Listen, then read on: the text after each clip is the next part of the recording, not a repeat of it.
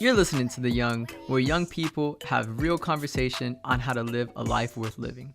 Hey guys, what's up and welcome back to The Young Podcast. My name is Nicole Stark and today I'm joined with Destiny Sauce, Nate Torres, and Noah Holt. I almost called you Nathan.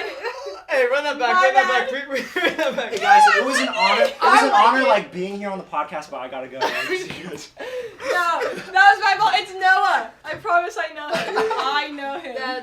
Okay. That's so good. Anyways, today's podcast, I'm joined with these amazing worship leaders, and today we're going to be talking about worship.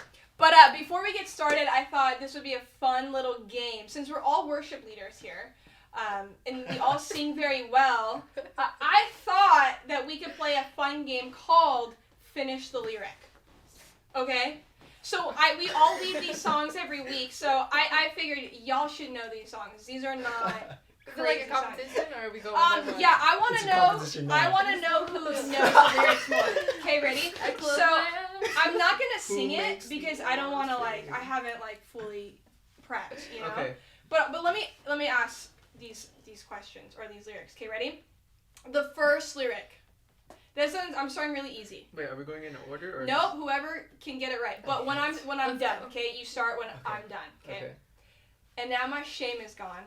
I stand amazed in your love undeniable. Your grace goes on, and I will sing of your goodness forevermore. No! I would have messed that one up. Worthy is your name.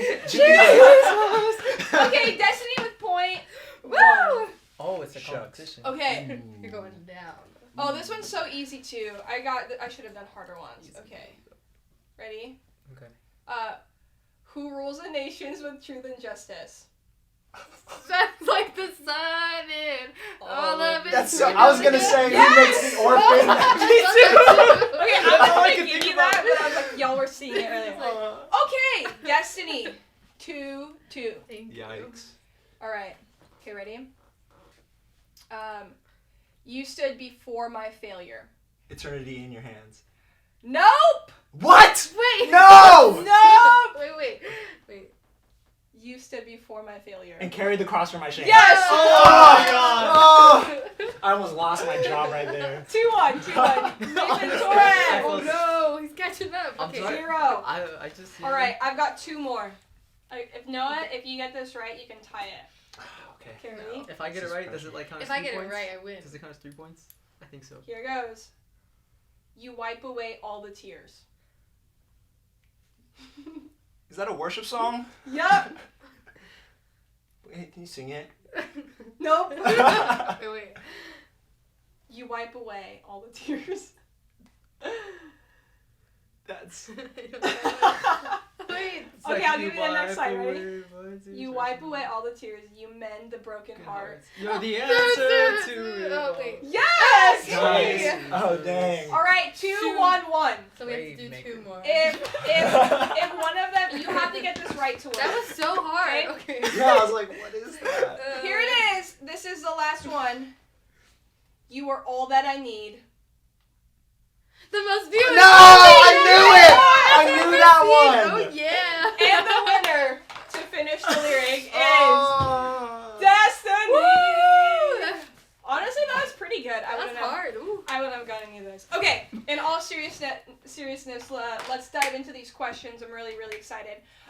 So for those of you who don't know, Destiny and Noah lead worship or Jesus followers. Oh my gosh, I almost said freedom in high school.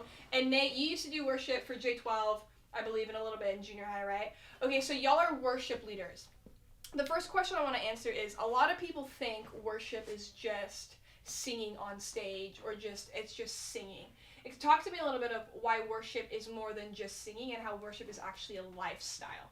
Like, break that down. What does that look like and what does that even mean? Worship is a lifestyle. I can take a little bit of Okay. that. You guys just look at me. So worship, I went to a conference 2 years ago over winter break, and I forget his name, but he was a worship leader at Bethel. He defined worship as this, and I'm not saying it verbatim, but he said worship is a reflection of your revelation of who Jesus Christ is. And I was like, dang, that is so good. And it's not just in singing, but it's in how you live your life, living Yeah. more like Jesus. Right. And he was talking about like living a worshipful lifestyle and what does that look like. And, for me personally, I would say in my life, how I worship Jesus outside of just singing and playing music is in everything I want my life to be honoring to him, That's good. And that's the way That's like good. I can worship, maybe in even the little things. Like I'm in school right now, and a lot of the time I'm like, how can I be in school? How is this even honoring to God, even though like he put me here? And then I think like stuff like biology, learning about that and learning how he created us so intentionally and all So those good. things is like a worshipful experience for Yeah. me. And I'm like, wow, he's like a creative God who created all these things with a purpose, Right. And even in math, you're probably like, oh, I hate math. I hate it. Don't know how this can be worshipful at all. Yeah.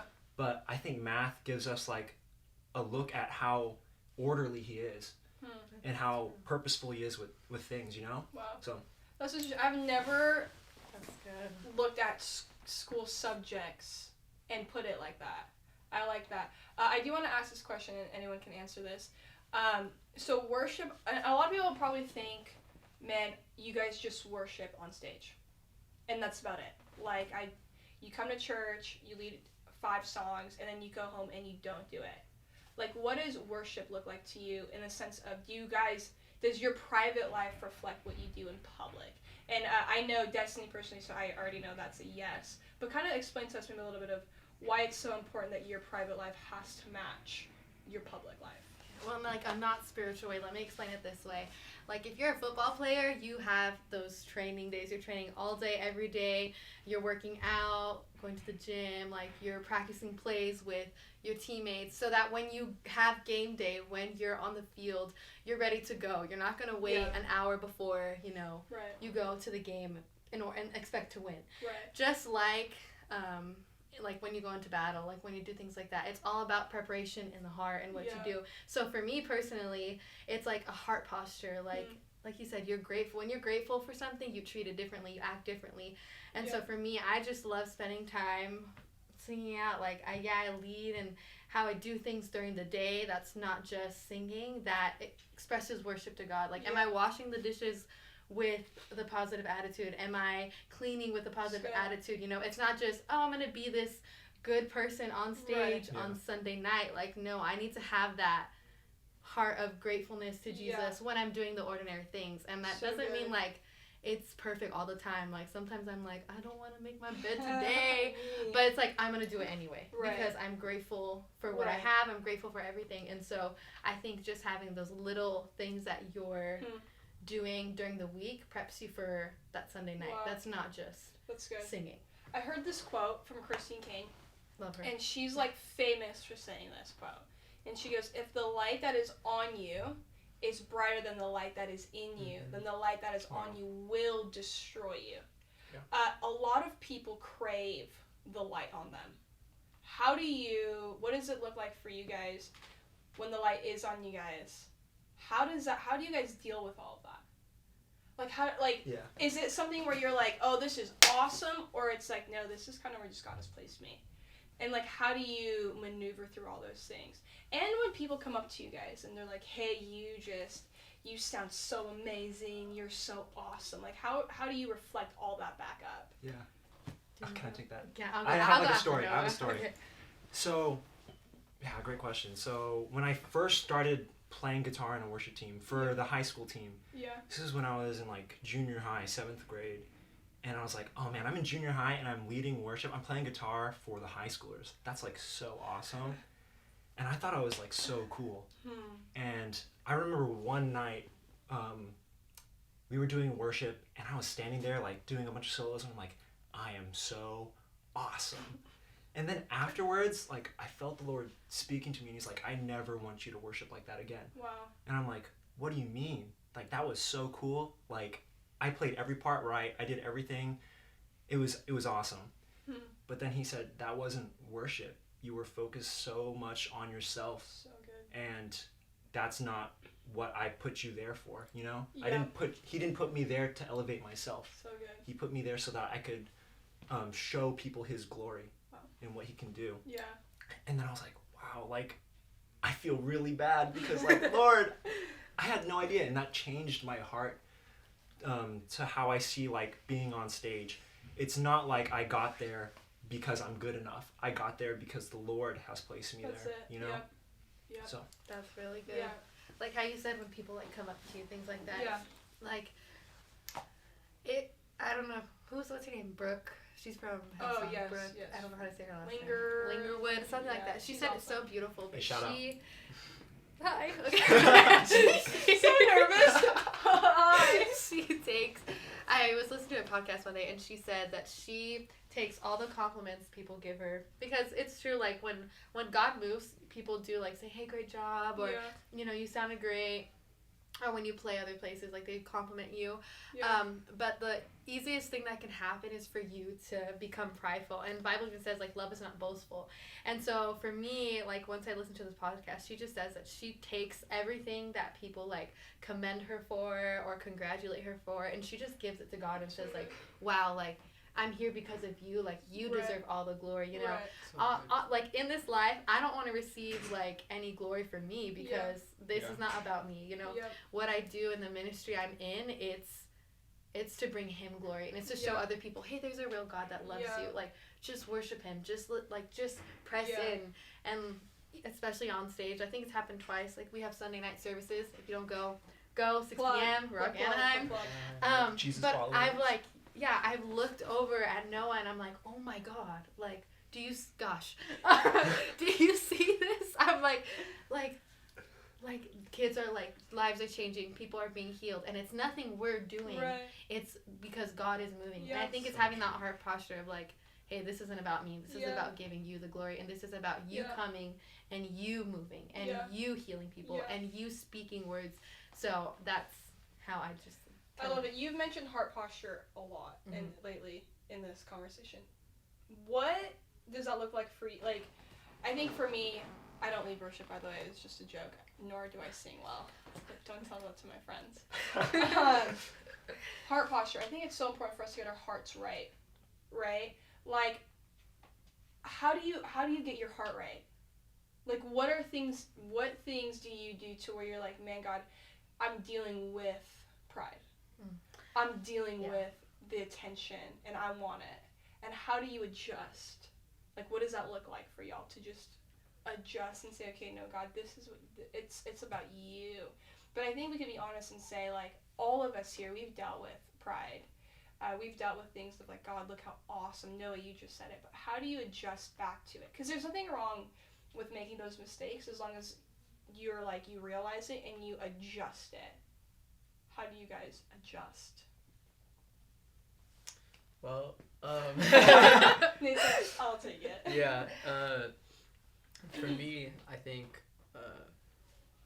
like kind of like what Noah was saying, like when I was doing worship in J-12 or in middle school, like you get so focused on yourself, where you're like, oh, I'm cool, or where you're, in another sense, like you get so caught up in like the little details of when you're up there, I guess sometimes too. Yeah. When you're like, oh, I messed up in this, sometimes you get a little critical. Yeah. And yes, like how do you get out of that?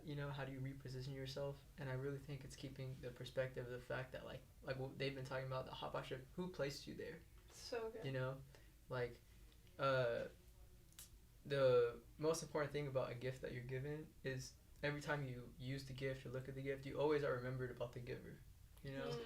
And so every time you would use that, Wow. whether it's your voice, whether it's you play guitar, Yeah. I once heard somebody say like, man, I'm not a worship leader, right? But God gave you a smile, It's like every time you use that, you're reminded of the giver who gave you that. Wow. And so the heart posture of being in humility, you just say, man, I couldn't do this without God. Right. I remember I didn't grow up playing guitar. One day my grandma just kind of, when I was in high school, just bought me like a ukulele, and then I started playing guitar. And I remember thinking, I had no clue I even had this in me. But God is so good to just take me, and now I can even be able to play on a worship team. So good. So every time I use this gift, I'm just reminded, wow, Yeah. I went from nothing to where I'm able to minister to people Right. through worship. Yeah. Like that just like amazes me, it humbles me every time. So good. So I just, that's what brings me back from that kind of place. Yeah. Do you guys ever and I don't mean this like in a bad way, do you ever get tired of leading worship? Is there a place where you were like, man, I'm tired of it, and I don't want to do it anymore, or I just want to take a break? How do you get out of that phase? Okay, I'll take that one. I'm gonna say yes, but not like where I'm like, I'm done. Okay. It's like, do you ever like, it's like same thing when you're training, like you just want to like take a break or like take it easy, but I just go back and remember like, why am I here? Like, I was once in those seats. I was once where I needed Jesus. And so I just always go back and I remember like, oh no, remember Destiny when you were in like 7th grade and you didn't know Jesus and you were broken and you didn't raise your hand during worship and you were just like, this is dumb, and where are you now? I just remember and like see like where I was and where I am now, and I'm like, I want that to be for them, because I'll lead worship and I love leading worship and every week is exciting, but sometimes it is like, I have to go 2 hours early. I'm like, I couldn't use a nap, or I can eat some dinner, like honestly. But it's remembering why I'm there, you know, because God put me there because he wants to move, because he's going to use me to, and he can use anyone, but he's placed like that specific drummer that day. He's orchestrated it before time. Yeah. And so it's just going back to that place where God put me here and I'm just going to keep going because that's what he wants me to do. Yeah. And for maybe someone here who doesn't really necessarily know what worship looks like in the setting of we're going to church and we're worshiping, kind of explain to us a little bit, why do we raise our hand? Like, why is worship? For me, worship is so crucial in my life. Like, I don't just worship on Sundays, to be honest. Like, I have a routine that every morning, right when I wake up, I like to do 2 things. I like to pray and worship, right? And for me, it's so important for me to get my perspective off of me and off of what I want to do and off of, like, life and to Jesus and say, God, like, I'm putting my trust in you. I'm putting my hope in you. How does that look like for you guys in your life? Right? Because I feel like a lot of us might think, and maybe we've already touched a little bit on this, but I feel like maybe some of us think like it's just a once a week type of thing. But where in your life do you feel like, oh man, I don't just do this on Sundays, but I do this on a daily basis? Yeah. I mean, in Psalms 145, it says, every day I will praise you, and I will bless your name forever and ever. And when I was meditating on that for like a little less than a month, I was like, man, sometimes it's really hard for me to get up in the morning and put God first. Yeah. But then I realized, like, I need to be praising him. Right. Yeah. Because he is so much greater than anything that I can actually comprehend. Yeah. Like, when you realize that we cannot fully understand all the attributes of God, like, even just his love, we can't fully understand that, but he, like, gives it to us, like, he shows it to us in little ways, and through his word. It's like, how can you not, like, fall in love with him and worship him, you know? That's so good. And of course, like, every day I'm not like, oh God, like, I love you so much. Sometimes I'm like, oh God, like, I love you so much, but, like, this is so hard. But it's just remembering that, you know, he is so faithful, and he's so good, and he's worthy of all the praise and all the glory, you know? That's so good. I love it. I wanna ask this question. Nate, you actually said this. Why is worship more than just... worship isn't just like karaoke to God. What does that mean? Like, we're not just singing songs just to sing songs, but why is it more than just karaoke? Nate. Your name. All right. Well, for me, I think it's because just like what Noah was talking about exactly.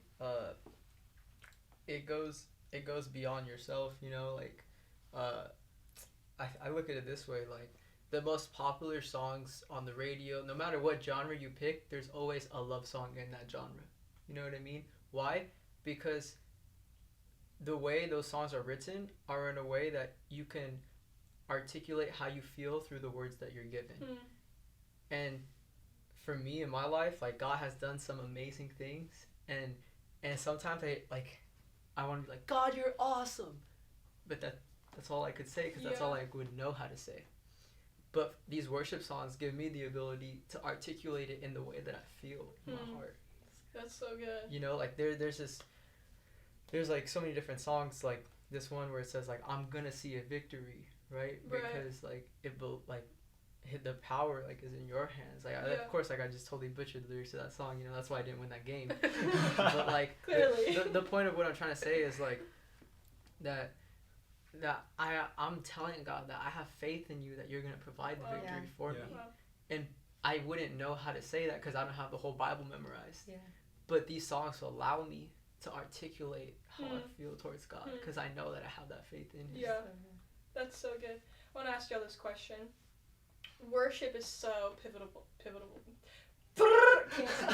pivotal in your lives. Do you guys allow any other things in your guys' lives that may, like, does that make sense? Yeah. Like, y'all are worship leaders, and y'all don't have to answer this in a way where it's, like, crazy, but how do you, like, what do you guys do? Are you guys constantly listening to worship music? Are you how do you guys protect and guard?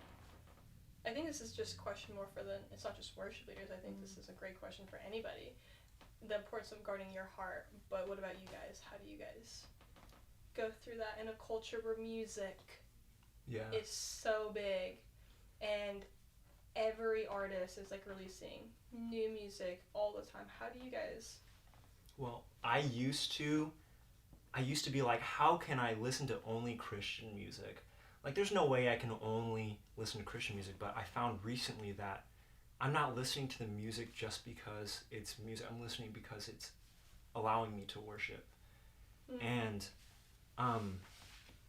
it's so interesting. So I heard somebody say this, Lucifer himself was the worship leader Right.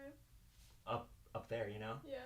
And what's his most, I guess the easiest way for him to get in the most comfortable Yeah. way that he can get into people's lives is through music, which is so interesting, right? Yeah. And it's kind of Wow. like, whoa. So I don't know, personally, I haven't really had a problem with like trying to guard my heart for music. Even like on the way here, I was like, Yeah. put on a playlist, was rocking out to some Paramore. It was good stuff, but like I don't let the lyrics of these songs that aren't about Jesus dictate my life, because music creates an atmosphere, you know? And when you're consistently putting yourself in this atmosphere, maybe it's a song that's sad about, you know, Sad boy topics. hour. Exactly, sad boy hours. That's why the music exists, is for people to be sad, which is Wow. really crazy. Right. People want to linger in that sadness, Wow. which amazes me, because I'm like, why would you want to, you know, do this Sure. to yourself? So, you know. That's I love that. I probably, if I wanted to, could have a pity party for a week. If I could find the right songs, I could line them up, and I could just play it on repeat, and I could just, and Jesus actually taught me this. He goes, Nicole, I need you to stop listening to these types of songs because of what it's doing to your soul. And what I didn't realize, me listening to certain sad songs would get me in this place, that I would be so sad for like probably 3 days, and I remember I would go to God, I'm like, God, why am I so sad right now? Like, why am I so upset? And he began to show me, like, there is no faith, no encouragement, nothing in anything you're listening to that's going to get you out of your sad boy hour, right? And I remember I quickly, after that moment, started to, when I feel sad or when I feel like, because can I be real, like we all feel these things, right? Yeah. But when I feel these certain things, I know it's kind of funny, but I just turn on Planet Shakers, and I have, like y'all are laughing, but I'm so free. I have a dance party by myself. Yeah. Like I'm like jumping up, or like gospel music. Oh my god, that is my. Oh, I will listen to like, you are good, and I'm just like, yeah, Jesus. Because what I've realized is, though many people probably don't do it, for me, it changes my whole entire atmosphere. Yes. All of a sudden I can walk into a day and maybe I feel sad, and the moment I change my perspective and start to worship God and start to put on songs that aren't just somber, all of a sudden I'm like, oh, I could do this. Like that song, Sing of Victory, yo, that's it right there. Okay, I do want to ask this question. We've got 5 minutes left, but y'all ever write songs? If so, Oh, I know man. I've written a song too. Don't worry. It's coming out. It's pretty epic. It's pretty epic. Saint Nick. Hey, shout out. No, the reason I'm asking this is because maybe there's some worship leaders listening to this, right? Who write music or who want to write music. How do you guys creatively write your songs? How do you guys write your music? Is it out of a place where does it come from? How do you write your music? I'll go first. Go Okay. for it. Yeah. So everyone's different. I'm looking at the camera like it's a YouTube channel. Sorry. Everyone's different. You know, some people can sit down and I'm gonna write about this and have it ready. For me personally, everything it just flows. If I hear a melody, I'm like, oh, I'll write it down. I'll get my memos out and I do that. But the number one thing I always go back to when writing or recording, whatever, it's leading from your spirit. For a worship leader, you want to make sure that what you're writing and what you're going to put out there is being led by the Holy Spirit, because there's worship songs that are not about God, that are about mostly you, and you want to make sure that what you're writing is leading you to Jesus is leading you to Jesus and is speaking life into your life, not because some people turn sappy love songs into worship songs, and I'm like, no, you gotta make it worship, your not just your lifestyle, your lyrics, just leading from my spirit and what the Holy Spirit is telling me. That's, I guess you can say, how I write. I don't really write. Noah just plays guitar and it's let's go, guys. That's good. Honestly. What about you guys? You guys write songs? Oh, for me, I think something important that just kind of dropped in me was the fact that it's your song, and your song may look different from other people's songs. Right. But the fact that it's yours and it's written from the testimony that God's done. Yeah. It's the fact that you can make it yours. It's good. Noah, do you write music? Yeah. So even within the past few months, me and Destiny have we've just been having songs flow, and we're in the process of finishing them. But personally, when I go to write, it's usually at 2 to 4 a.m. in the morning, where everything is just quiet. Yeah. And I can just be there and be in the presence of the Lord, and I'll be playing super quietly in my room and just singing. And one of I don't know, it's one of the more favorite songs of mine that God has given me has come from that. Wow. And just having that intimate time with Him, He inspires me. He's the one who creates all the music. There's going to be music in heaven that we can't even comprehend here. Right. So I know people look for other things to inspiration, and I was going to go to school specifically for music because I was I want to be around people who inspire me.